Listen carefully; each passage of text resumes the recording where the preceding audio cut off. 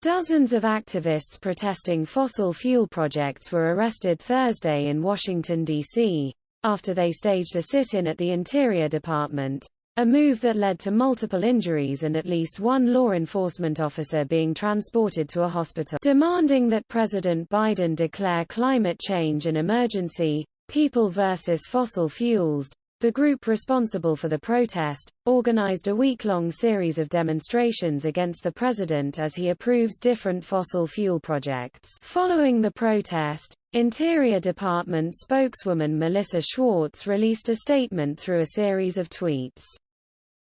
Early this afternoon, a group of protesters entered the Stuart Lee Udall main interior building, Schwartz wrote.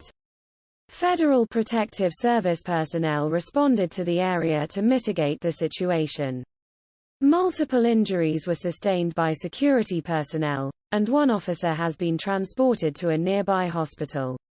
Medics representing both the department and the Schwartz also noted that Interior Secretary Deb Haaland was not in Washington during the protest and insisted that leadership at the department believes strongly in respecting and upholding the right to free speech and peaceful protest.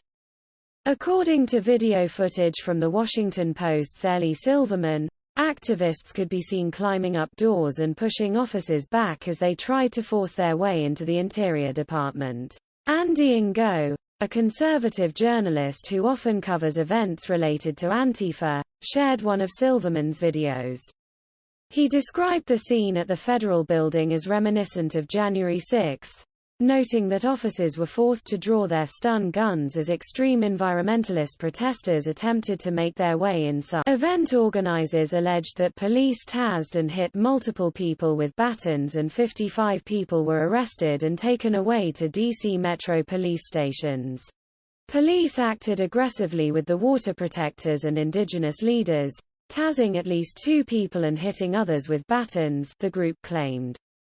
An independent indigenous media person was assaulted by the police and had his equipment broken. Yesterday, officers from the Department of Homeland Security's Federal Protective Service (FPS) responded to a demonstration at the Stuart L. Udall building. FPS is committed to the safety of demonstrators participating in lawful protests and fully supports the peaceful expression of all people. FPS will continue to pursue our mission of ensuring the safety and security of federal employees and facilities. In the statement, FPS also offered appreciation for U.S. Park Police and Washington Metropolitan Police Department who assisted in efforts to detain, prosecute or take action against anyone who caused harm and attempted to disrupt the business of the federal government yesterday.